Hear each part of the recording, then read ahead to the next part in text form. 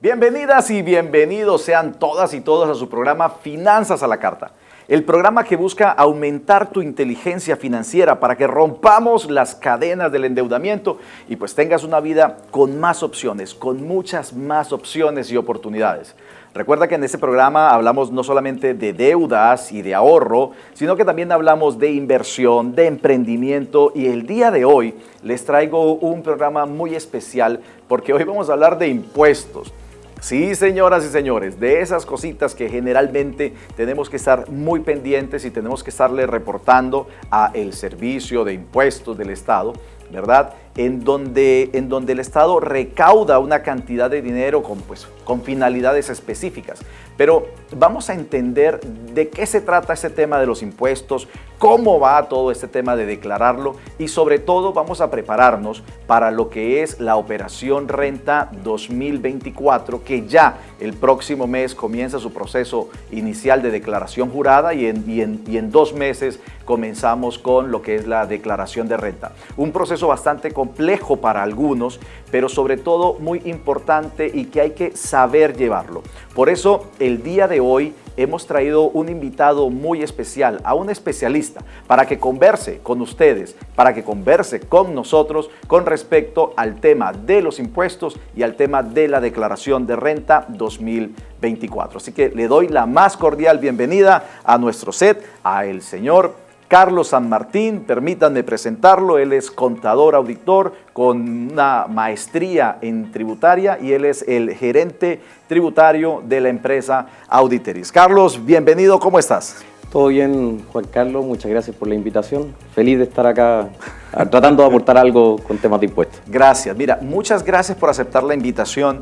Este es un tema que a todos nos impacta prácticamente por igual, porque el tema de los impuestos lo vivimos todos.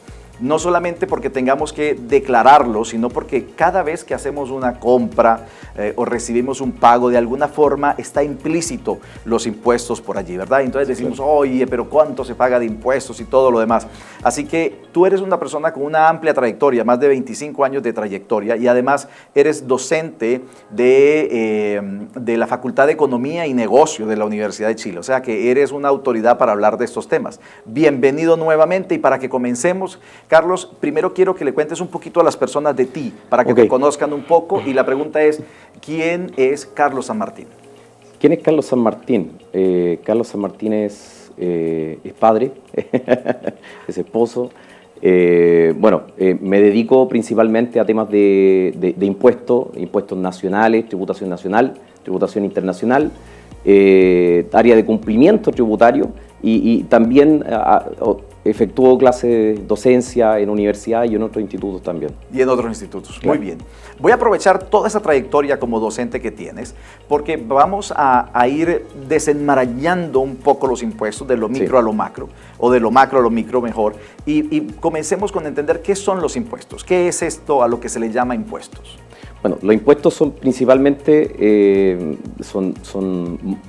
pagos que uno tiene que llegar a realizar por ingresos que uno debe percibir, informarlo obviamente al Servicio de Impuesto Interno, y estos cuando son recaudados por el fisco ayudan por supuesto a todo lo que tiene planeado el Estado. Con los impuestos entonces el Estado subsidia o cubre los planes que tiene, la proyección de crecimiento, el mismo funcionamiento de nuestro Estado como tal, ¿verdad? Sí, exacto. Para eso sirven los impuestos. Exacto. ¿Cómo nosotros pagamos impuestos? Nosotros pagamos impuestos a través de... existen varios temas de impuestos acá en Chile, impuestos directos, impuestos indirectos, pero los más importantes y que ayudan a temas de recaudación son los IVA, impuestos al valor agregado. Cada vez que tú vas a comprar un producto o prestar algún servicio, vas a tener que pagar el IVA. Y por el otro lado tenemos los impuestos que son de declaración de renta, que ahí personas naturales como empresas son las que también tienen que llegar a pagar dependiendo del ingreso que vayan generando. Más adelante vamos a contar ahí quiénes están obligados y quiénes no. Ok, ¿quiénes están obligados y quiénes no? Entonces, cada vez que yo hago una compra, generalmente los productos, un altísimo porcentaje de los productos que uno compra tienen impuesto, ¿verdad? Sí, claro. Este famoso impuesto del IVA. Entonces, el precio que yo veo en un producto, ese ya viene incluido el IVA. Hay países como por ejemplo en Estados Unidos, que cuando de pronto uno viaja la primera vez a Estados Unidos, se consigue con la sorpresa de que tú ves un precio de un artículo y cuando llegas a la caja, te sale un precio distinto y te dicen, no, pero es que los impuestos, los taxes no son del local, sino que son del Estado. Sí. Esta concepción, que a mí me parece brillante por demás, porque es la realidad, el impuesto no es del comercio, el impuesto es del Estado. Sí. ¿Por qué en Chile lo manejamos de esta manera? ¿Por qué en Chile lo tiene ya colocado el valor y no simplemente hablamos del neto y se maneja el impuesto por aparte? Creo que una de las principales metodologías que tiene Chile es principalmente quién es el que recauda el impuesto. En este caso, si yo soy una empresa que presta tengo alguna prestación de comercio, voy a ser el encargado de recaudar el impuesto, ¿sí?, de las compras que estoy efectuando, y cuando hago las ventas, ¿cierto?, estoy teniendo la venta, de ahí rebajo todo el crédito que tenga asociado. Entonces, finalmente las empresas, ¿cierto?, se convierten en un intermediario de impuestos para poder entrarlo al fisco, obviamente. Bien, todos estamos obligados a pagar impuestos. Sí. De alguna manera. Vamos aquí a hablar ahora para nuestros emprendedores, los emprendedores que nos están viendo, pero el programa es para todo el mundo, personas naturales y personas jurídicas. Arranquemos por allí. ¿Cuál es la diferencia entre una persona natural y una persona jurídica? Persona natural somos nosotros mismos, ¿cierto?, que tenemos, que estamos vivos, personas naturales, y personas jurídicas son todas aquellas entidades que están constituidas por ley. Y personas jurídicas podrían llegar a ser desde un negocio, empresa o grande industria. Entonces, a todas ellas se le llama personas jurídicas. Dentro de la misma denominación de personas jurídicas podemos encontrar las empresas que son sociedad de responsabilidad limitada, la sociedad por acciones, SPA que le llaman, sociedad anónima, sociedad comandita por acciones, un sinfín de denominaciones jurídicas que se les da para estas personas. Esas denominaciones nacen básicamente del momento en que se crea la empresa, ¿verdad? Sí, claro. Cuando en Chile es muy sencillo crear una empresa. Si yo tengo deseo de iniciar un emprendimiento, pues la mayoría de las personas comienzan emprendimientos desde casa y paulatinamente ven que va funcionando, que va creciendo y desean comenzar su propia empresa, su emprendimiento, registrarlo. Hoy por hoy en Chile hay una forma muy sencilla de hacerlo, que es la empresa en un día. Sí. ¿Cómo es ese proceso de creación? ¿Lo conoces? Es bien simple en realidad, ayuda bastante. Lo que sí uno siempre tiene que tener cuidado es qué es lo que está tratando de redactar, no solamente al momento de crear esta sociedad, sino que a futuro, si realmente esto te va a servir. Esto principalmente lo hacen quizás para que no intervenga un abogado, pero yo siempre trato de llamar a que tengan una asesoría para poder llegar a constituir este tipo de sociedades, porque en el futuro se pueden encontrar con algún problema. Pero de que es simple, claro que es simple, en un día. Así es, y prácticamente no tiene ningún costo. Cualquier persona hoy por hoy que tenga un RUT puede entrar a esa plataforma y crear su propia empresa.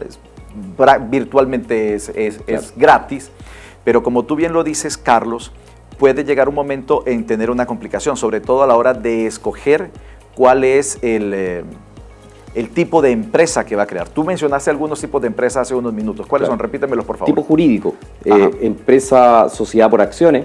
Sociedad por acciones. ¿Cuál es esa la sociedad por acciones? Principalmente son personas que podrían llegar a crear una sociedad de 2 o más socios. Esto es un tipo de sociedad que se está creando y que es muy fácil para poder llegar a hacer cambios. No es tan limitada o tan compleja como una sociedad anónima. Si bien es cierto, ambas, sociedad por acciones y sociedad anónima, son ambas sociedades de capital, las sociedades anónimas son más complejas para poder hacer modificaciones, mientras que las sociedades por acciones te permiten hacer más movilidad, por ejemplo, de accionistas, tener algún pacto, hacer alguna modificación. Entrar y sí, claro, tener nuevos socios o salir de socios, claro, con mayor facilidad. Entonces tenemos la sociedad por acciones, tenemos la sociedad anónima. Claro. ¿Qué otras mencionaste? Solo un punto que se me olvidó es la sociedad por acción. Okay. En la sociedad por acción yo mismo, Carlos San Martín, puedo constituir una sociedad por acciones, pero siendo solo el único socio. El dueño del 100% de las acciones. Claro, el único accionista. Mientras que la sociedad anónima, por supuesto, que tiene que tener 2 o más accionistas. Están también las sociedades de responsabilidad limitada, ¿sí? están también dentro de la misma clasificación esta, que son sociedades de personas, responsabilidad limitada, están las EIRL, empresario individual de responsabilidad limitada, y esas son por lo menos por tipo jurídico las más comunes que se utilizan. Ok, Chile, un altísimo porcentaje de las empresas que funcionan son pymes. Sí. Son pymes. ¿Cuál es la categoría más utilizada en el país?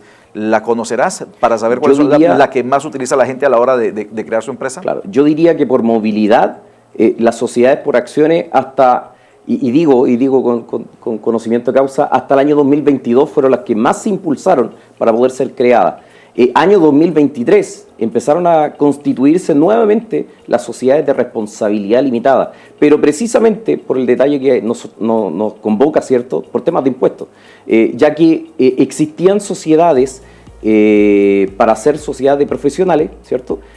A contar del año 2023 vino una ley 21.210 que le llaman, y esa ley dijo: desde el 1 de enero de 2023, si tú no estás organizado como una sociedad de profesionales, vas a tener que pagar IVA. Ajá. Entonces, por supuesto que afectaba, ¿cierto?, la economía de la sociedad, y lo que empezaron a hacer las sociedades es decir, estoy como sociedad por acciones, estoy como sociedad anónima, entonces me tengo que transformar a una sociedad limitada precisamente para cumplir con esta normativa y quedar nuevamente exento de impuestos. Y quedar exento de impuestos. Sí, hubo una migración importante de empresas. Evidentemente, había que utilizarla, había que aprovecharla. Las personas, generalmente, cuando asesoro pequeños emprendedores, me consigo con que muchos de ellos desconocen cómo gestionar su propia contabilidad. Inclusive, aunque parezca muy loco decirlo, muchísimos no saben siquiera lo que es un cuadre de caja, no saben llevar el ingreso que entra, el ingreso que sale, cómo funcionan los gastos. Y hay algunos negocios que son muy exitosos. Claro. Estos negocios van creciendo y van creciendo, pero no están regularizados, no hacen declaraciones de sus impuestos, y llega un punto en donde su propia informalidad se los consume. Generalmente les recomiendo a todos los emprendedores que lo mejor es que puedan, evidentemente, tener su empresa al día y comenzar un proceso contable y declararlo, que eso les ayuda muchísimo. Desde tu experiencia, 25 años de experiencia atendiendo pequeños, medianos y grandes emprendedores y empresas, ¿qué puedes decir con respecto a los negocios que funcionan sin regularizarse? Mira, ese es un tema que comúnmente nosotros vemos como consultora. Uno de los principales motivos por los que se cambian quizás de contador o de consultora específicamente es porque tienen problemas hacia atrás. No han podido regularizar o están creciendo y necesitan obviamente tener una consultora que se preocupe y que tenga más expertise con temas de impuestos. ¿Y cuál es el problema que nosotros siempre vemos? Es que al no tener una asesoría constante, vas a tener quizás contingencias al momento de declarar o al momento de llegar a presentar alguna información. Hay algunas sociedades que, bueno, obviamente uno lo sabe y yo creo que es conocido por todos, que estas sociedades lo que hacen, solamente contratan a un asesor a fin de año para poder declarar la renta, pero en el transcurso de los meses se van dando hitos que debieran llegar a declarar y no lo están haciendo. Por ejemplo, el tema del IVA, como tú muy bien dices, está también el tema de los impuestos adicionales que yo tendría que tener. Por todo es conocido que después de pandemia vino algo bien globalizado. Yo estoy contratando quizás personal en el extranjero, se da mucho el caso, por ejemplo, de informático. Contrato personal extranjero, pero no es solamente pagar una boleta de honorario que venga del extranjero o una factura, una invoice, como quieran llamarlo, sino que también esto está asociado a poder analizar quizás un convenio de doble tributación. O analizar, por ejemplo, si la persona que está en Venezuela, en Argentina, en España, en Perú, si debo llegar a pagar impuesto adicional. Y estos impuestos adicionales que se deben llegar a retener y pagar al fisco no son anuales, sino que son de manera mensual. Mensual. Y eso, aunque lo quiero dejar para la parte final de este programa, que tiene que ver con la declaración de renta o el 2024, efectivamente todos los meses tenemos que estar llegando a las puertas del Servicio de Impuestos Internos a hacer una declaración, que es el formulario 29. El formulario 29. Muchos emprendedores lo llenan ellos mismos, pero lo que hay que entender aquí es que el proceso hoy por hoy de impuestos en el país es un proceso, yo diría, bastante organizado, muy sistematizado, que cada mes va a generar una información importante para llegar finalmente al proceso de declaración de renta. Entonces, si uno no se toma de verdad, como tú lo mencionas, el tiempo de tener un profesional, una persona que pueda estarle apoyando, asesorando y revisando eso, puede que al final aparezcan inconsistencias con respecto a la declaración de renta. Por eso es tan importante estar todos los meses, llevar un buen control de la declaración mensual. Sí, exacto. Es necesario. Esto, aun cuando la gente o el medio dice que esto comienza en abril, no, esto hay que organizarlo mes a mes, cada vez que tú vayas teniendo operaciones dentro de la empresa. Así es. Bueno, estamos nuevamente aquí conversando con los emprendedores que iniciaron su proyecto, su proceso de negocio. Una recomendación importantísima para ellos es que busquen un profesional que les pueda gestionar todo lo que tiene que ver con el tema de sus propios impuestos. Un contador que sepa llevar. ¿Cómo hago yo para reconocer cuáles son las claves que yo necesito para poder identificar si el contador que hoy por hoy tengo está cumpliendo o no cumpliendo con lo que yo debo? ¿Puedo de alguna manera como emprendedor identificar el trabajo que me está haciendo un contador o no? Mira, el identificar si mensualmente estoy llevando una buena contabilidad, más bien para presentación de fisco, ¿cierto? Primero yo creo que una de las cosas que cada contribuyente tiene que hacer, y es como la ley por lo menos lo menciona, que cada uno es responsable de lo que tiene que llegar a realizar, debo estar enterado de las notificaciones que me envía el servicio. O sea, no puedo pasar la clave al contador o a la consultora y desligarme de eso. No, yo tengo que estar al día si estoy presentando de manera correcta los formularios 29, si estoy considerando también los pagos de formularios 50, que son de retención, y por supuesto, si me llega alguna carta del Servicio de Impuesto Interno donde diga que tengo que presentar o tengo alguna contingencia o irregularidad, debo llegar a estar atento a todas estas notificaciones. Bien, pero ten en cuenta que, por ejemplo, a mí me cuesta entender lo que es un cuadre de caja, como dije al principio, qué es lo que entra y qué es lo que sale, porque tengo un desorden, porque no tengo la experiencia, la expertise de cómo se gestionan mis negocios. Así que yo quisiera que me explicaras un poquito de cómo es este juego de los impuestos. ¿Cómo es esto de que yo tengo un IVA a favor y que tengo un IVA que reportar, de que si yo compro y no compré con factura, perdí el IVA? Me gustaría que nos explicaras un poquito de eso para que todos tuviéramos claridad de cómo funciona el juego de los impuestos. ¿Cómo funciona el tema del IVA en este sentido? En ese sentido. Bueno, cuando uno es contribuyente de IVA, partamos por persona natural. Si yo tengo que llegar a comprar o a pagar por algún servicio o algún producto, yo soy el consumidor final, por lo tanto, pago esos 100, pongámosle 100 al producto, más el 19% que viene intrínseco en el monto que me están cobrando. Y hasta ahí, no tengo ningún beneficio, no puedo hacer nada más que desembolsillar, ¿cierto?, un 19% más. Cuando estamos hablando de empresas o contribuyentes que están obligados, ¿cierto?, a declarar estos impuestos, por acá voy a tener que la empresa va a estar emitiendo facturas de venta, ya sea por una exportación, por alguna venta nacional, algo, ¿cierto?, o boletas también que pudiera llegar a tener, y todo eso viene intrínsecamente aplicado ya el IVA, ¿cierto? Como tú decías, Estados Unidos, claro, uno se encuentra en la caja que tiene que pagar un monto más. Acá, yo cuando emito una factura o emito una boleta como contribuyente afecto, ¿cierto?, a estos impuestos, ya le estoy mencionando cuál es el monto final. ¿Y cómo puedo rebajar estos impuestos? Por supuesto que con las compras que estoy realizando, ya sea de productos que son necesarios para la producción o son gastos que son asociados, ¿cierto?, al giro que yo estoy desempeñando. Ya va, pero un momentito. Aquí, para tenerlo claridad. Entonces, yo como persona natural, como Juan Carlos Cano en la calle, fui y compré un televisor. Me costó 1.119.000. Efectivamente, el televisor valía 1 millón y los 119 fueron los impuestos. Yo perdí esos impuestos. Yo no tengo cómo recuperar esos impuestos.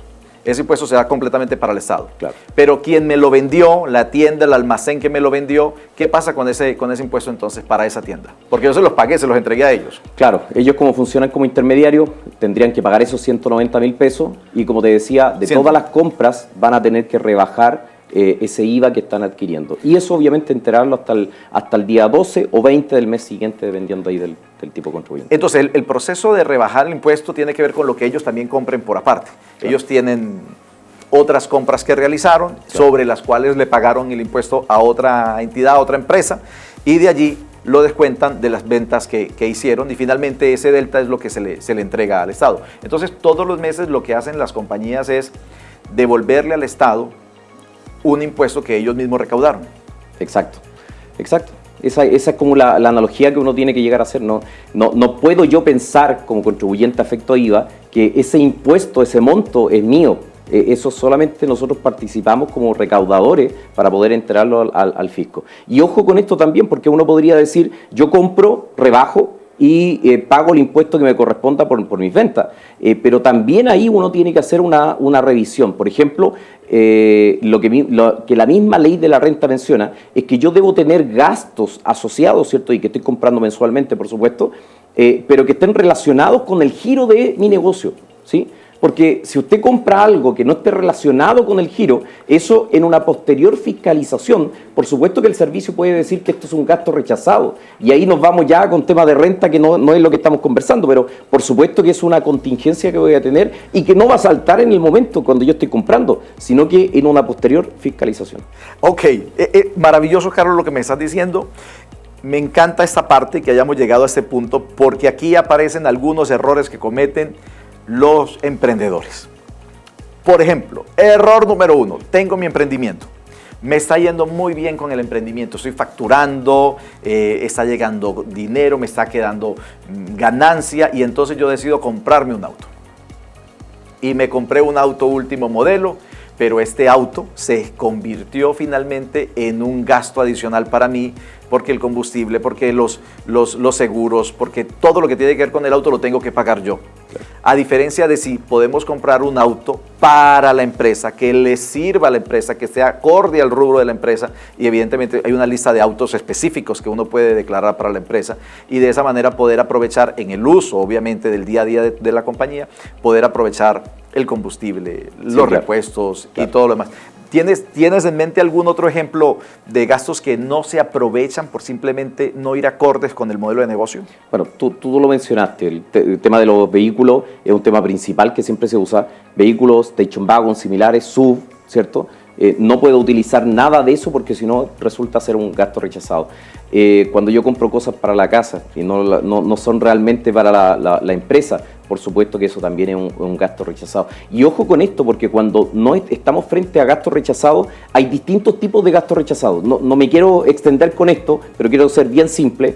Existen gastos rechazados que son multa de intereses, que eso prácticamente en temas de flujo se dice, tú no gastaste dinero en esto. O sea, yo puedo tener 100 millones de pesos de ingreso y puedo tener 50 millones de pesos de multa de intereses y eso no es un gasto. Entonces tú vas a tener que pagar por una base de 100. ¿Sí? Okay. También están los gastos que son del inciso primero, que uno siempre está seteado ahí con los artículos, pero bien simple, lo que están asociados a la empresa. Si yo, por ejemplo, adquiero algo, compro algo, tengo un desembolso y no tengo un respaldo, eso es una sanción del 40%. Entonces, voy a comprar quizá algo, 100 mil pesos, no tengo respaldo, paso por una fiscalización, por supuesto, y me van a cobrar el 40% de ese desembolso de gasto. Wow, o sea que te costó 100 más el 40%. Sí, claro. Y también está el gasto rechazado que está asociado a los socios o accionistas, donde si usted, por ejemplo, compra algo y el fisco ve que usted está asociado, ¿cierto?, a esa compra, y llámese compra vehículos que mencionaba Juan Carlos, podrían ser viviendas también. Yo podría quizás tener viviendas que estoy adquiriendo, pero dentro de la empresa, y eso es un gasto rechazado, el cual primero lo que hace la ley de la renta dice, todos estos gastos que estás utilizando, por ejemplo, las depreciaciones, las mantenciones, contribuciones, todas las reparaciones de esa vivienda, ¿cierto?, no pueden ser gastos. Eso es lo primero. Y lo otro es que un porcentaje de eso se va directamente a la persona natural en su redeclaración de renta, como sanción. Ok. Pues miren, aquí evidentemente Carlos nos está dejando muy claro la importancia de entender cuál es el negocio, cuál es el giro del negocio y cómo poder aprovechar la cantidad de gastos que podríamos tener y que podríamos hacer, aprovecharlo dentro del giro del negocio para que todos esas compras, gastos, o inversiones de alguna manera se puedan utilizar a la hora de netear o de presentar nuestras declaraciones de impuestos y finalmente nuestra declaración de la renta.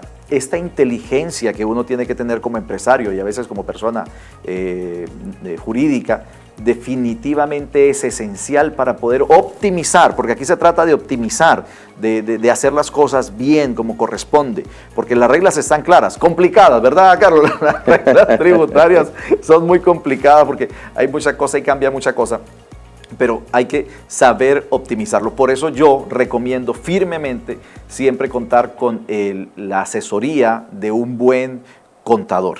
Por ejemplo, tú eres el gerente tributario de Auditeris, ¿verdad? Cuéntanos un poco de Auditeris, por favor.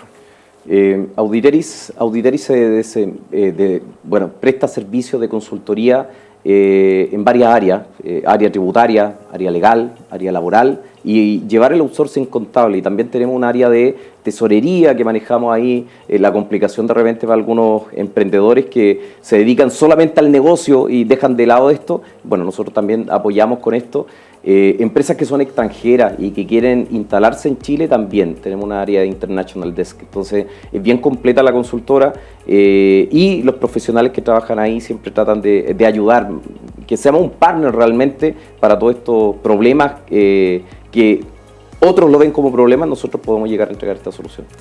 A mí, pues como emprendedor necesito siempre trabajar con los mejores.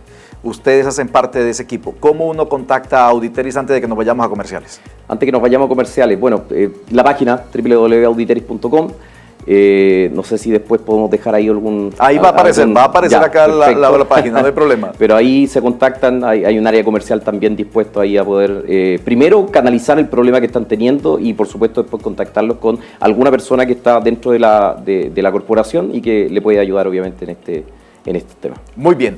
Amigas y amigos, entonces nos encontramos conversando con Carlos San Martín, gerente tributario de Auditeris y una persona con una vasta experiencia en la parte tributaria, porque hoy estamos hablando de impuestos y declaración de la renta. Volvemos después de esos cortos comerciales. Ya regresamos.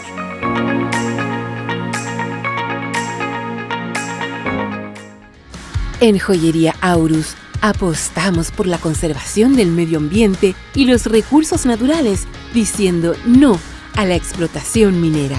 ¿Cómo lo hacemos?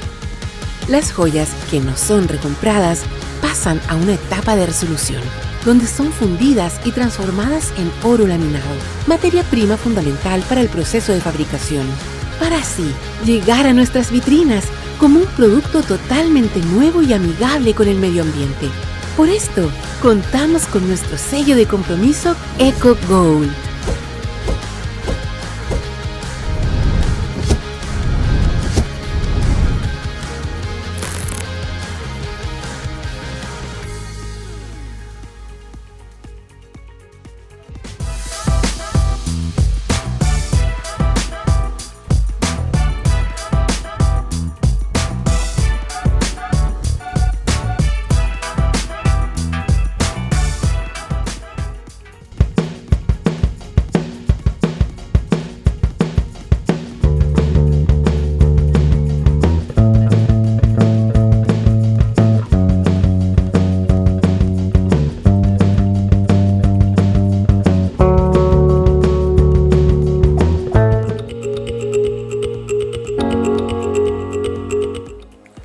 Y estamos de vuelta en su programa Finanzas a la Carta, en donde buscamos aumentar tu inteligencia financiera para romper las cadenas del endeudamiento y tener una vida con más propósitos. Pues ya saben que estamos con nuestro invitado especial el día de hoy, con Carlos San Martín, y estamos hablando de impuestos. Estamos hablando de lo que se viene, que es la operación Renta 2024. Y para ir entrando ya en esa materia como tal, ya más en profundidad, Carlos, hubo cambios este año. Lo primero es que la declaración o la operación Renta 2024 tiene que ver con todo lo que ocurrió en el 2023, desde el 1 de enero hasta el 31 de diciembre a las 12 de la noche, ¿verdad? Pero hubo cambios para este año. Tengo entendido que son como 25 cambios principales que tuvo la reforma. De esos, ¿cuáles son los más importantes a los que hay que prestarle atención? Mira, dentro de esto, cada año existen modificaciones. Venimos de unas tributaciones que cada gobierno que sale va haciendo modificaciones de renta. Son impactos obviamente tributarios y a nivel de impuestos también que van operando. Ahora, si bien es cierto, no existen cambios mayores, pero sí existen modificaciones a declaraciones juradas, por ejemplo. Okay. Esos 25 cambios que tú mencionas son precisamente a declaraciones juradas. Ahora, dentro de ese plano de modificaciones de declaraciones juradas, hay algunas que son más importantes que otras. Por ejemplo, la declaración jurada 1835, que es de arrendamiento. Si yo arriendo, esto explicándolo en términos simples, si yo empresa estoy arrendando alguna propiedad, ¿cierto?, para prestar alguna actividad de comercio, yo tengo que informar al fisco, es decir, informo, ¿cierto?, por el lado contrario de la persona que me está arrendando, ¿verdad?, precisamente para que esto pueda llegar a tener un control o una revisión por parte de la misma entidad. Hasta el año comercial 2022 existía un umbral que si el avalúo fiscal de esta propiedad eran más de 30 millones de pesos, yo debía informar. Este año se eliminó el umbral. Por lo tanto, la cantidad de información que va a recibir el fisco ahora por concepto de arrendamiento va a ser muchísimo mayor. Va a ser enorme, porque entonces todos los que no lo declaraban, ahora lo tienen que declarar. Sí, claro. El 100%. ¿Y qué pasa con las personas naturales? ¿Qué pasa, por ejemplo, si yo tengo 2 o 3 departamentos alquilados a personas naturales, ¿verdad? Estoy en la obligación también de declararlo. Sí, claro, claro. Esto no es por una modificación nueva que ha existido en la ley de la renta. Esto viene, de hecho, de noviembre del año 2010, donde la persona natural puede tener hasta 2 DFL2, que le llaman Decreto Fuerza Ley, ¿cierto? Estas viviendas que no son pequeñas, son de hasta 140 metros cuadrados. Entonces, yo puedo llegar a arrendarlas, ¿cierto? Pero la tercera tiene que llegar a pagar impuestos. Esto viene de noviembre del 2010. Ahora se ha comentado bastante esto, pero siempre se tenía que haber informado. Ahora se están haciendo regulaciones, se están haciendo validaciones, por supuesto, para que esto tenga un mayor control y las personas que tienen una tercera vivienda, de manera cronológica, ¿cierto?, la tercera tendría que llegar a pagar impuestos personal. Solamente 20 segundos. Dale, por favor. La modificación importante que existió a través de la modificación de una reforma tributaria que vino a contar en este caso, a impactar en el año comercial 2023, como estamos hablando de persona natural y empresa, fue para las empresas. Porque las empresas también, desde el año noviembre del 2010, podían tener quizás propiedades que eran de FL2 y estas eran ingresos no constitutivos de renta. O sea, por el ingreso que tenía por ese arrendamiento, no pagaba impuestos. ¿Sí? No pagaba impuestos. Ahora, lo que hizo esta ley, dijo, la ley 21.210, dijo, a contar del 2023, todas las empresas que tenían este historial, que ya gozaban de estos beneficios, a contar del 2023, ahora va a ser renta. Ahora tienen que llegar a pagar. Por lo tanto, en esta operación renta, por supuesto que aquellas empresas que tenían estos beneficios van a tener que pagar impuestos a la renta dependiendo del régimen de tributación. Wow, ok, es interesante ese movimiento. Muy bien. Óyeme, no sé si me voy a salir del tema con esta pregunta, pero es muy frecuente y hoy por hoy siento que ha aumentado mucho más el interés en las personas en saber cómo pueden recuperar el IVA de la compra de una vivienda nueva. Ya. Sí, mira, eso es en realidad lo que está dentro de la misma normativa. La ley del IVA es un beneficio tributario que le llaman el artículo 27 bis, donde no solamente por las viviendas, sino que por cualquier activo fijo que yo adquiera, podría llegar a pedir esta devolución de IVA, ¿sí? Se ha dado bastante énfasis con esto de la devolución de vivienda, pero es para cualquier activo fijo que yo pueda adquirir, ¿sí? Ahora, esto tiene una implicancia importante. Lo pueden hacer las empresas, por supuesto, sin ningún problema. Lo que dice la misma ley en ese artículo es que tengo que tener de remanente de crédito fiscal. Por lo tanto, primero, yo entiendo que tengo que ser contribuyente de IVA. Segundo, tengo que estar enviando declaraciones del formulario 29. Todos los meses. Y tienen que pasar 2 meses como remanente este monto que estoy adquiriendo, ¿cierto? Remanente crédito fiscal, el IVA precisamente por este activo fijo, y luego el tercer mes lo podría pedir de devolución. Ahora, eso lo pueden hacer las empresas. Cuando me estás preguntando por temas de persona natural, sí, la persona natural sufre un cambio tributario. Recién hablamos de las personas jurídicas, ¿cierto? Donde sociedad por acciones, limitada, sociedad anónima, podrían llegar a recuperar. Pero en el caso de la persona natural es un poco distinto, porque acá hay una ficción tributaria. Es decir, que yo soy persona natural, Carlos San Martín por un lado, sí, y después también dentro de la misma declaración de renta soy Carlos San Martín, pero como empresa, una ficción tributaria. Y como esta ficción tributaria, estoy obligado a presentar formulario 29, estoy obligado a tener un balance y estoy obligado obviamente a esperar estos 2 meses de plazo y pedir esta devolución. Pero con ello, ¿lo puedo llegar a realizar? Por supuesto que sí, pero luego tengo que entender que tengo que cumplir las obligaciones tal cual como si fuera una empresa. Es decir, yo puedo hacer este movimiento de la ficción tributaria, como la has llamado, y como persona natural, en medio de esta ficción tributaria, recuperar ese impuesto, pero a partir de allí y en adelante, todos los meses tengo que atenerme a lo que son las declaraciones sí, claro, normales del formulario 29, claro, de impuestos, así no los genere, sí, claro, pero sí o sí tengo que comenzar a cumplir con esa normativa, claro, como si fuera una empresa. Claro, ahí mencionaste, aún así no los genere, lo tienes que generar, porque si yo estoy comprando, adquiriendo este activo fijo, o esta vivienda en este caso de la pregunta, yo me hago contribuyente de IVA. Por lo tanto, cada vez que lo estoy arrendando, también tengo que estar pagando el IVA y, por supuesto, enterando este impuesto al Servicio de Impuesto Interno. ¿Cuáles son estos son los pros y los contras? El pro es que voy a beneficiarme con ese 19% o 14% más o menos, porque hay una parte de terreno que no se considera como afecta a IVA. Me voy a beneficiar con eso, quizás lo puedo utilizar para futuras inversiones, lo que sea, ¿cierto? Ahí como que escuchen tus programas de finanzas, ¿cierto? Para saber en qué puedo invertir esto. Pero por otro lado, ¿cierto? Si yo lo llego a vender, por supuesto que tengo que restituir el IVA. Si yo estoy teniendo también un giro que es exento de IVA, por ejemplo, capacitaciones. Si yo tengo este arrendamiento, esta actividad afecta a IVA y más adicionalmente a esto tengo capacitaciones que son exentas de IVA, también mensualmente tengo que ir restituyendo aquella parte que es exenta. Bien, perfecto. Entonces, este tema es algo que a la gente le inquieta mucho, le preguntan mucho sobre eso porque quieren ver la posibilidad de recuperar un dinero que no es menor, pero les pido que se asesoren como corresponde porque tampoco es tan sencillo de que voy a hacer 2 o 3 operaciones y en 3 meses me van a devolver el 19%. Eso no es así tan sencillo, tiene sus implicancias, tiene sus temas a seguir en el futuro. No solamente entonces, Carlos, el tema de los alquileres cambió para esta reforma. Tengo entendido que también, por ejemplo, la pensión alimentaria tuvo unas variaciones para este 2023 que comienzan a regir en el 2024. ¿Cuáles fueron? Bueno, dentro de las que mencionamos está la declaración de arriendo, está la declaración también de las fundaciones. Las fundaciones tenían que presentar una declaración que es la número 1945, donde el umbral de ingresos que percibían eran de hasta 12.000 UF. Desde 12.000 UF yo tenía que presentarlo. Dado este casos especiales que ya hemos visto en televisión. Pero tuvo que ver con el tema de los casos especiales de la fundación.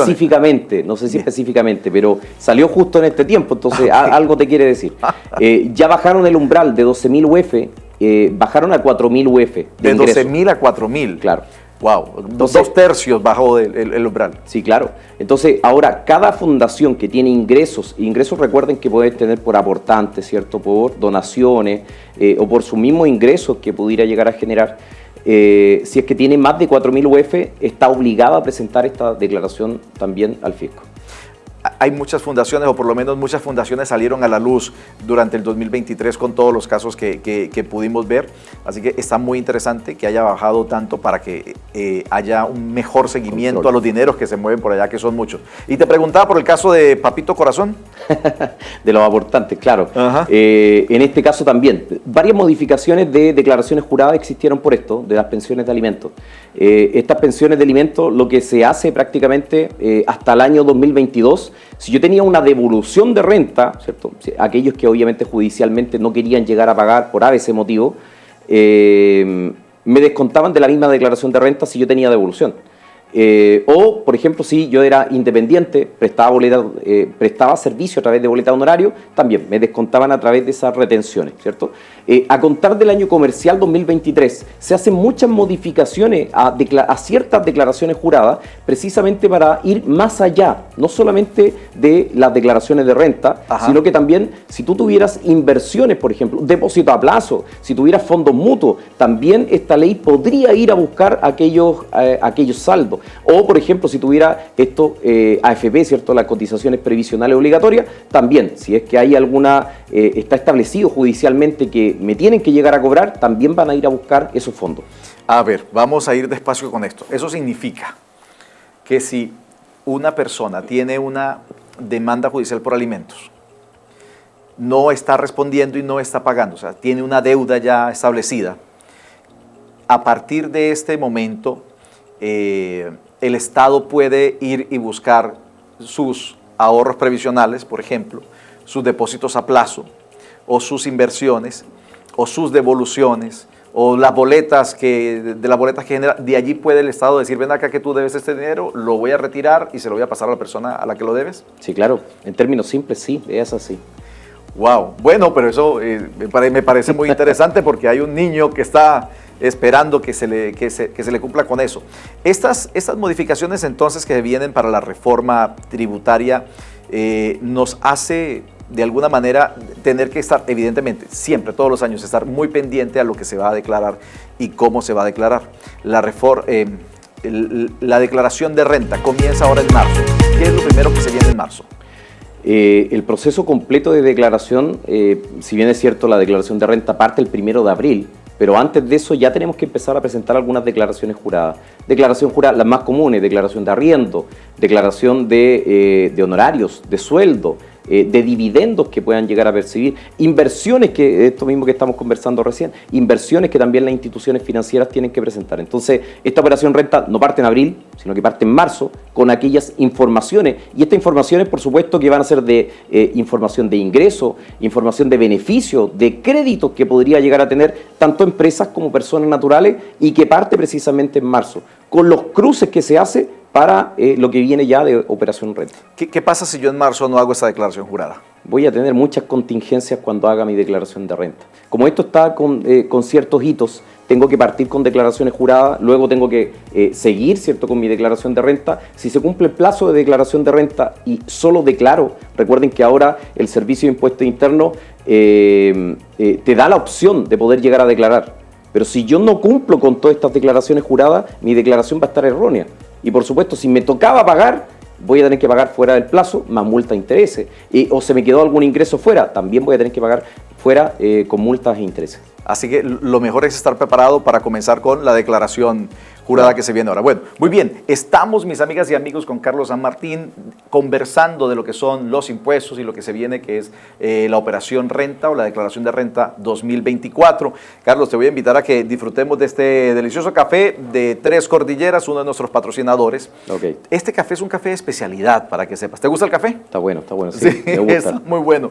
Este café es un café de especialidades, se cultiva en unas alturas especiales, con procesos orgánicos especiales, y Tres Cordilleras se encarga de todo el proceso, desde la siembra, la recolección, fermentación, la importación a Chile, el secado del café, el tostado y hasta que llegó a este vaso, para que sepas. Así que disfruta el café. Mientras tanto, nosotros nos vamos a unos cortos comerciales y ya regresamos para hablar de lo que va a ser la Operación Renta 2024. Ya volvemos.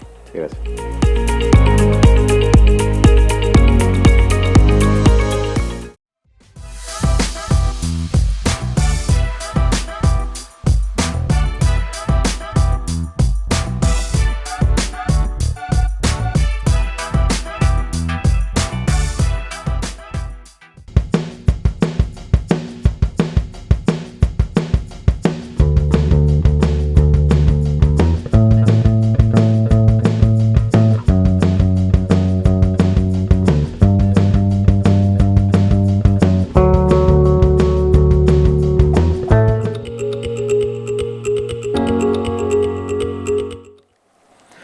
Y estamos de regreso en su programa Finanzas a la Carta, hoy con este tema tan especial que tiene que ver con los impuestos y la declaración de renta 2024. Nuestro invitado especial, Carlos San Martín, nos ha estado ilustrando muchísimo y llevándonos en ese recorrido de los impuestos y cómo funcionan. Hemos hablado de todo un poco, pero ahora vámonos de lleno con lo que es la declaración de impuestos, Carlos. Esto ya dijimos en el SED anterior, que arrancaba ahorita en marzo, ¿no? Con la declaración jurada, pero ¿quiénes son las personas o las entidades que tienen que declarar renta este año?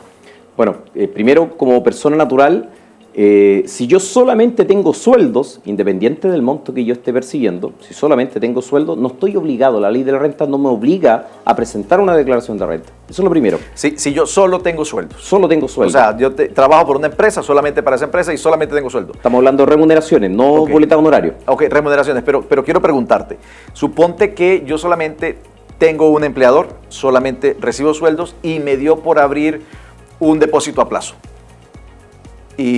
O compré algunos dólares, o a través de estas plataformas de hoy en día compré un grupo de acciones y obtuve dividendos con las acciones que compré, acciones de dividendos chilenas. Ya. ¿Qué pasa allí? Automáticamente te haces contribuyente obligado a declarar. Criptomonedas, fondos mutuos, lo que tengas, dividendos, por supuesto que tienes que declararlo. Acá la obligación pasa más que nada porque como yo tengo sueldo, le llaman contribuyente el 42 número 1, si solo tengo sueldo, mensualmente se están enterando los impuestos a través de las liquidaciones, que es el impuesto único segunda categoría que le llaman. Pero si tengo algo adicional como lo que menciona, estoy obligado a presentar la declaración de renta. Voy a ahondar un poquito más en este tema porque es que son preguntas muy frecuentes. Yo tengo una cuenta reajustable al IPC y efectivamente el año pasado me pagaron el reajuste. ¿Ese reajuste se tiene que declarar como renta? Sí, claro. Tendría que llegar a ser finalmente es un incremento patrimonial para ti, por lo tanto tendría que llegar a declarar renta. Ojo, la norma general me dice sí, debiera llegar a declarar, pero si yo estoy bajo el umbral de los 10.402.000 y fracción, no tengo que tampoco estoy en la obligación de declarar la renta, porque estoy en los tramos exentos. Recordemos que en Chile, para una persona natural, existen tramos que van progresivos de impuestos. 4, 8, 13,5 y que llega hasta el 40%, dependiendo del ingreso. Pero si yo tengo por bajo los 10.402.000 pesos, no estoy obligado tampoco a efectuar la declaración. Ok, entonces, a pesar de todo lo que mencioné, si yo en el año no gano más de 10.400.000 aproximadamente, no estoy obligado. Exacto. Todos los que ganen más de ese monto, si ese monto no lo ganaron exclusivamente con un empleador, se ven obligados a ese tema de la declaración. Sí, claro. Okay, ahí, ¿qué es lo mejor que puede hacer una persona natural? Porque si a veces es complicado para un emprendedor, ¿cuánto más para una persona que vive solamente de un sueldo? ¿Qué tiene que hacer? ¿Buscar un contador? Acá, claro, yo si es que estoy teniendo otro ingreso, yo sí les recomiendo que busquen alguna asesoría, principalmente para ver qué es lo que les conviene. Porque algunas personas, por ejemplo, y acá enfocándonos al tema de declaración de renta, yo podría perfectamente como persona natural, yo, ¿cierto?, Carlos San Martín, emitir boletas de honorario y prestar mi servicio. Pero quizás ese no es el camino, quizás no estoy utilizando todos esos ingresos para el diario vivir, sino que quizás podría llegar a constituir una empresa y por ese lado empezar a facturar, pagar el impuesto, por supuesto, como impuesto renta y no como persona natural. Entonces, ahí uno tiene que estar revisando y hacer una forma de poder llegar a planificar de qué manera quiero llegar a percibir los ingresos y esto no es modificar lo que yo tengo que llegar a pagar, pero si existen beneficios o existen alternativas que la misma ley entrega, por supuesto que los puedo llegar a utilizar. Para eso están las asesorías tributables. Sí, claro. Ok, una asesoría tributable, perfecto. Muy bien, continuando con esto, hay algo que yo siempre he escuchado y es, hay que hacer la declaración, la persona natural, hay que hacer la declaración lo más rápido posible para que cuanto antes, mientras más rápido tú hagas esta declaración, más rápido te devuelven en caso de que te devuelvan. ¿Qué hay de cierto en eso? Mira, yo por lo menos yo no recomiendo que se haga la declaración los primeros días de abril. Okay. Aun cuando la plataforma está disponible para que yo, persona natural, haga clic y diga quiero mi devolución y esta devolución pasa a ser entregada o enterada a la persona la última semana de abril. De hecho, la devolución es la última semana de abril hasta la última semana de mayo. Pero yo no estoy muy de acuerdo en que la pidan de inmediato. ¿Por qué? ¿Por qué? Porque existen varias modificaciones a declaraciones juradas que lo hacen las instituciones financieras, podrían hacerlo los bancos, aquellas donde yo tengo inversiones, depósito a plazo, fondos mutuos, acciones, también hacen modificaciones posterior a el 1 de abril. Siendo que no es obligación, la obligación es hasta el 28 de abril aproximadamente, pero aún así saltan esta diferencia y tienen que modificar y por supuesto que me va a afectar mi declaración final. Y en algunos casos cuando yo he tenido que presentar alguna declaración y que me llega devolución, luego con estas modificaciones posiblemente tengo que llegar a pagar. No puede ser. Entonces, ¿cuál es tu recomendación? Danos una fecha aquí para que todos sepamos más o menos cuál sería tu recomendación. La recomendación que siempre tratamos de entregar es que sea después del 15 de abril, cuando ya pasen ciertos procesos, ciertas modificaciones. Después del 15 de abril ya prácticamente está toda la información cargada, hay modificaciones. De hecho, si yo, por ejemplo, también tengo empresa y la tengo asociada con un contador o algún asesor, hace las modificaciones que tenga que hacer. Ajá. Y por supuesto que después yo puedo declarar la renta aproximadamente el 15 de abril, una buena fecha. Ok, 15 de abril, una buena fecha. Bono solidario. ¿Qué ocurrió con la entrega de los bonos solidarios y qué está pasando para este año? Cuando se solicitaron los bonos uno estaba feliz, ¿cierto? Las personas estaban felices porque recibían el flujo, pero ahora toca pagar, toca pagar el primer bono solidario, segundo bono solidario. Entonces aquellas personas que estaban acostumbradas a devolución con estos bonos y más también con las cotizaciones previsionales que también obligatoriamente se están descontando por boleta de honorario, ya en algunos casos no da devolución sino que a pagar. Me dijo mi amigo Estefan, me dijo que ese no era el año de la devolución, sino de a ver a quién se le devuelve, ¿verdad? Claro. Bueno, está muy bien. Ahora hablemos de las empresas porque se nos está acabando el tiempo okay. Se nos ha ido muy rápido, Carlos. En las empresas, ¿cómo va a ser el proceso entonces de renta para las empresas? ¿Qué tienen que tener en cuenta? Mira, las empresas, primero, obviamente, hacer sus declaraciones juradas como corresponde, y en proceso renta, yo tengo que, primero que todo, para poder establecer un proceso renta, tengo que saber qué régimen de tributación estoy teniendo. Ahí entramos al tema de los regímenes de tributaciones. Hablemos un poquito de ello, por favor. Exacto. Porque debo analizar el régimen de tributación para ver qué impuestos debo llegar a pagar. Tienen tasas distintas, tienen formas de considerar ingresos distintas. Hay un régimen que le llaman régimen semi-integrado. Son tres regímenes los más importantes en Chile. Okay. Régimen semi-integrado, régimen PYME, y dentro del PYME está el ProPYME general y el ProPYME que llaman transparente. Semi-integrado es prácticamente para empresas que tienen obligación de un ingreso superior a 75.000 UF, que son alrededor de 2.700 millones de pesos de ingresos anuales, ¿sí? Pueden llegar a declarar. Este tipo de empresas considera todos los ingresos que tú puedas llegar a tener. Y te voy a hacer el ejemplo porque de verdad que hay un gran cambio. Dame. Si yo tuviera una empresa que factura 1.000 millones de pesos y solamente me pagaron 200 millones de esos 1.000 millones, en un régimen semi-integrado estoy obligado a declararlo todo como ingreso. Así yo no lo haya cobrado. Exacto. Ok. Exacto. Pero estoy obligado a... Okay. Esa es la regla general. 1.000 millones de pesos. Pago un 27%, por supuesto, por esta utilidad que genere. Si me cambio a un régimen PYME, y hablando 14D número 3, régimen general ProPYME, si tuviera la misma situación, facturo 1.000 millones de pesos y me pagan solamente 200, este régimen de tributación es un régimen de flujo. Por lo tanto, yo solamente voy a tributar o voy a considerar como ingreso los 200 millones que recaudé, ¿sí? Y en el régimen de transparencia, que le llaman, es un régimen donde no hay impuesto asociado, ojo, no hay impuesto asociado como empresa, pero si yo genero estos mismos 200 millones de pesos, automáticamente busco arriba, aguas arriba que llama la ley, o los socios accionistas, y traspaso, ¿cierto? O asigno estos 200 millones para que paguen directamente los socios accionistas. Okay. Entonces, dependiendo del régimen de tributación, es que también voy a tener que pagar impuestos. Otra cosa que se me olvidaba, perdón, es que en el régimen ProPYME, ¿cierto? De recibir estos 200 millones del percibido, solamente por el año comercial 2023 pago el 10%. Año comercial 2024 pagaría un 12,5% y año comercial 2025 tengo que pagar un 25% si es que no hacen ninguna modificación de ley. Eso fue por las modificaciones que se hicieron con respecto a la pandemia, sí, si mal no estoy. Exacto. Muy bien. Aquí estamos especulando, eso es completamente especulación. ¿Crees tú que llegaremos otra vez al 25? Yo creo que sí, pero progresivamente. No creo que pase de 12,5 a 25. Yo creo que progresivamente va a instaurarse una nueva modificación de ley, ajá, pero que lleguemos finalmente a ese monto de impuestos. Bien, ¿cuáles son las contingencias que podríamos tener en este proceso de la declaración de renta? Contingencia, subdeclaración de impuestos. ¿Sí? Su declaración de ingresos. Ahí uno tiene que estar muy alineado con los ingresos que está teniendo la compañía. Lo mismo que hablábamos acerca de los gastos rechazados, esto da lo mismo que régimen de tributación tú tengas. Tienes que adquirir o pagar gastos, ¿cierto?, que estén asociados a tu a tu actividad económica, ¿sí? Tienen que estar asociados.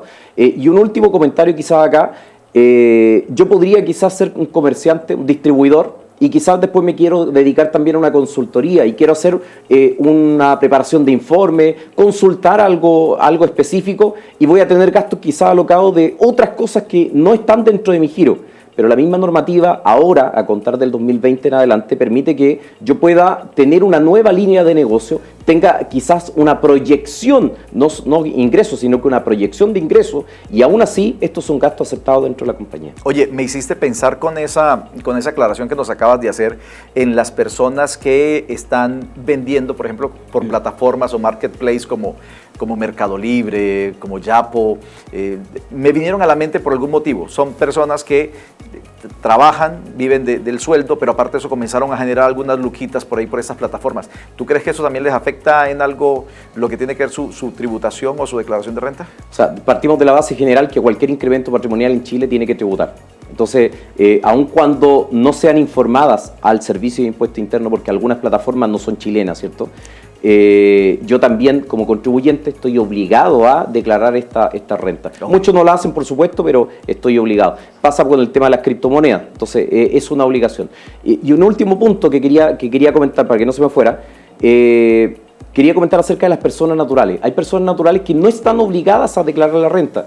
Ya hablamos quizás por sueldo o porque tienen bajo los 10.400.000 pesos, pero si yo quiero quizás postular a un beneficio tributario, sí. Beneficio tributario, por ejemplo, de gastos de educación, que son 4,4 UF, si yo tengo contribuciones, si yo tengo pago de una deuda hipotecaria y tengo intereses por deuda hipotecaria, también podría llegar a rebajar quizás mi base imponible si solamente tengo sueldo, y también me podrían efectuar alguna pequeña devolución. Entonces, también, obligatoriamente no tengo la obligación, ¿cierto?, de declarar, pero voluntariamente podría llegar a acceder a algún beneficio. Carlos, se nos está acabando el tiempo y tengo muchas preguntas que quiero hacerte. No las voy a poder hacer, pero te las voy a dejar así en el aire. Por ejemplo, aquella persona que fue y sacó una maquinita, un punto de venta con el banco y está con su RUT asociado y está haciendo ventas y cobrando con eso y emitiendo. Esa maquinita está declarando al Servicio de Impuestos Internos que se está usando, pero esa persona probablemente no lo sabe y no va a hacer la declaración. Ahí se vienen problemas más adelante. Quisiera ahondar más en cómo recuperar los impuestos en temas de estudio, en fin, muchas más cosas. Pero la última pregunta antes de irnos: ¿cuándo es que se va a producir la devolución de impuestos? Si es que nos devuelven. Si es que nos devuelven, sí. Entre la última semana de abril hasta la última semana de mayo. Son 3 o 4 tandas que el servicio está entregando estas devoluciones. De la última semana de abril a la última semana de mayo. Muy bien. Carlos, tenemos por costumbre en nuestro programa, en la parte final, pedirle a nuestros invitados que hablen de corazón a corazón con nuestra audiencia.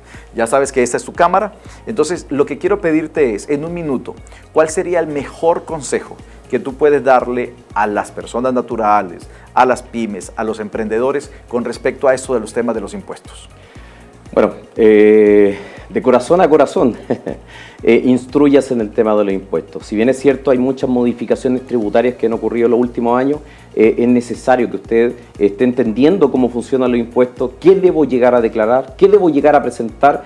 Yo como contribuyente quizás no me interesa mucho los impuestos porque me estoy dedicando a mi enfoque comercial o me estoy dedicando a mi startup, lo que sea. Pero de igual manera estos impuestos pueden llegar a generar alguna contingencia, y las contingencias obviamente uno las paga caro. Cuando llegan a una revisión, recuerden que el servicio lo que hace, tiene la facultad de poder llegar a revisar hasta los últimos 3 años, ¿sí?, de la declaración. Entonces es un tiempo muy amplio y se puede llegar a extender hasta 6. Entonces es muy amplia la revisión que el servicio podría llegar a realizar, así que los invito a instruirse un poquito en este mundo de los impuestos, porque por lo menos para mí es muy entretenido, pero para ustedes es necesario. Ok, Carlos, finalmente cuéntanos por favor dónde te contactamos, dónde contactamos a tu compañía. Si queremos este tipo de asesorías, ¿qué debemos hacer? Bueno, me imagino que por acá está apareciendo www.auditeris.com. Somos una asesoría integral, nos dedicamos, como les decía, laboral, tributaria, contable, legal, International Desk también, y obviamente hay una gama de mucho personal que puede llegar a apoyarlos para todo este tema de impuestos y comercialmente también dentro de la misma sociedad. Muy bien. Para ti, este pequeño obsequio, con mucho cariño, en nombre de nuestro patrocinador Aurus Joyería, ese es un lingote de 1 gramo de oro puro. No sé si habías tenido en tu mano un lingote de oro. Bueno, ahí tienes ese lingote de oro. Es un lingote de oro reciclado, o sea que es oro ecológico, para que comiences también tu proceso de inversión. Vamos a ver cómo vas a declararlo, porque eso también se declara. Esa es la parte. Después te voy a invitar a que hablemos de declaración de la declaración del oro, ¿verdad? Y aquí tienes el certificado de propiedad de tu lingote. Súper. Muchas gracias. Está ahí la camarita. Okay. Muchas gracias, Juan Carlos. Un gusto haber conversado contigo. Me sentí muy, muy cómodo. Gracias, muchas gracias. Y muchas gracias a ustedes también por habernos acompañado el día de hoy en Finanzas a la Carta. La próxima semana tendremos nuevamente otro invitado de lujo para seguir aumentando tu inteligencia financiera. Eso es todo por hoy. Se despide tu amigo Juan Carlos Cano. Chao, chao.